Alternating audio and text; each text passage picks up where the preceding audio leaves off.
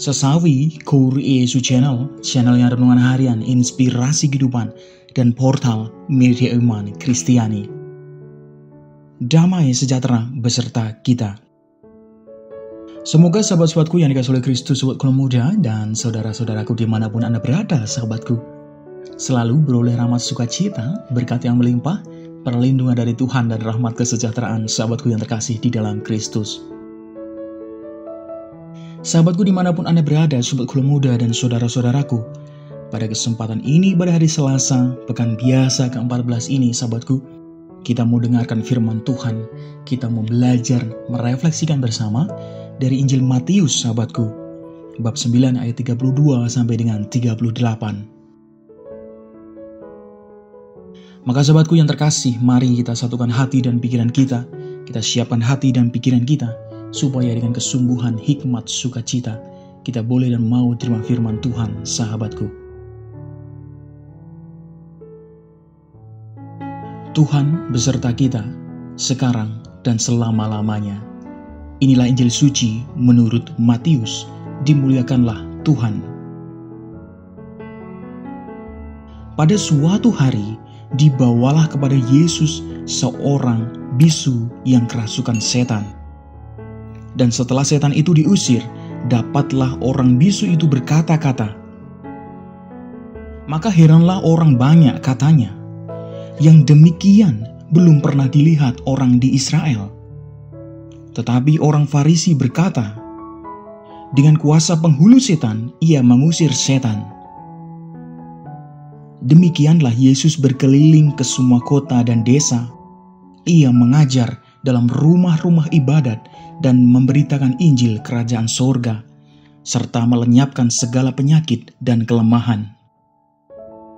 Melihat orang banyak itu, tergeraklah hati Yesus oleh belas kasihan kepada mereka, karena mereka lelah dan terlantar seperti domba yang tidak bergembala.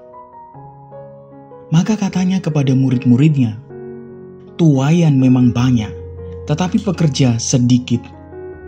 Karena itu, mintalah kepada Tuan yang empunya tuaian, supaya ia mengirimkan pekerja-pekerja untuk tuaian itu. Demikianlah sabda Tuhan. Terpujilah Kristus.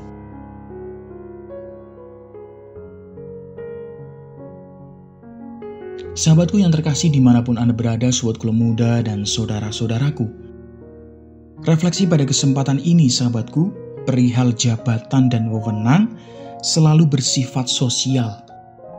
Dalam arti ada demi penataan hidup bersama, dan itu berarti demi masyarakat luas, sahabatku yang terkasih di dalam Kristus. Sahabatku dimanapun Anda berada, dengan kata lain, kesejahteraan umum selalu menjadi alasan mendasar adanya jabatan dan wewenang publik, sahabatku. Nah, sahabatku yang terkasih, jabatan dan wewenang itu bukan untuk gagah-gagahan saja, apalagi untuk memenuhi kepentingan diri sendiri, melainkan untuk pelayanan bagi sesama kita, sahabatku.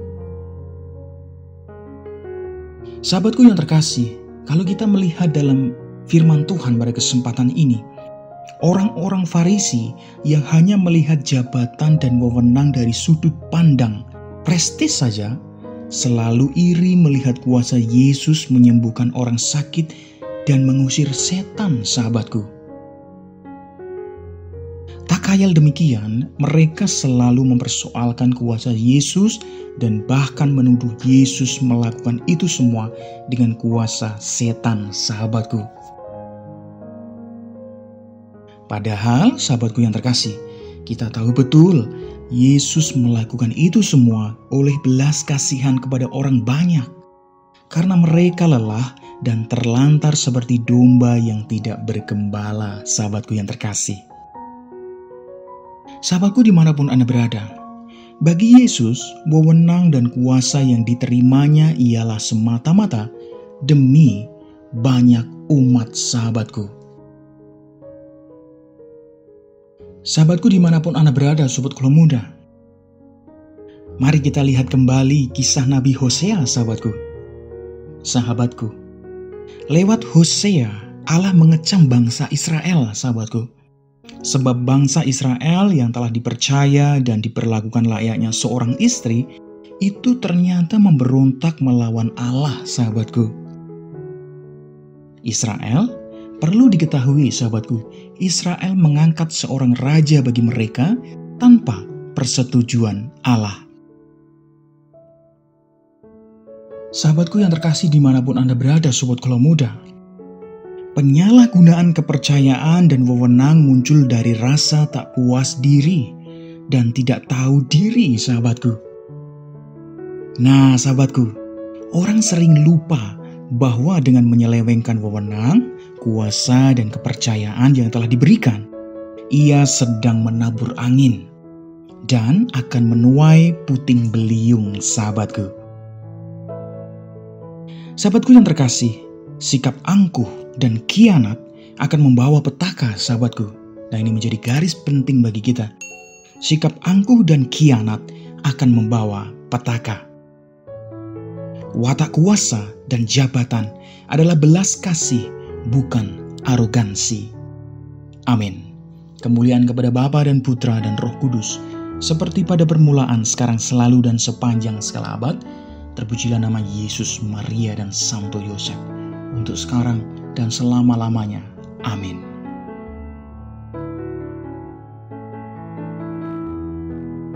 Sahabatku yang terkasih, mari kita tutup renungan singkat ini, kita satukan dengan doa.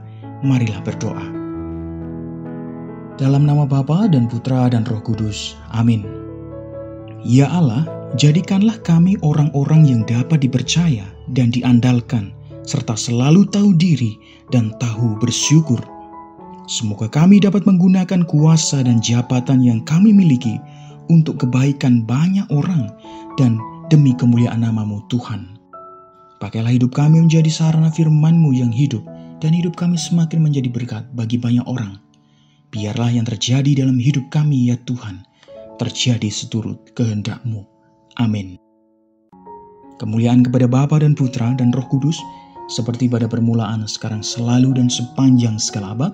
Terpujilah nama Yesus, Maria, dan Santo Yosef, untuk sekarang dan selama-lamanya. Amin. Dalam nama Bapa dan Putra dan Roh Kudus. Amin.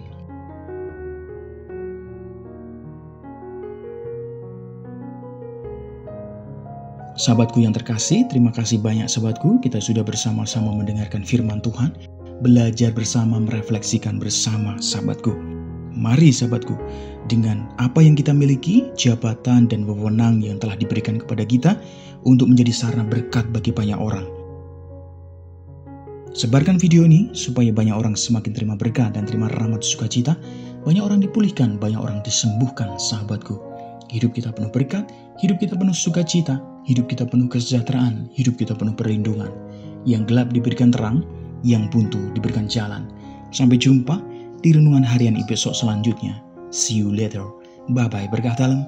Tuhan memberkati.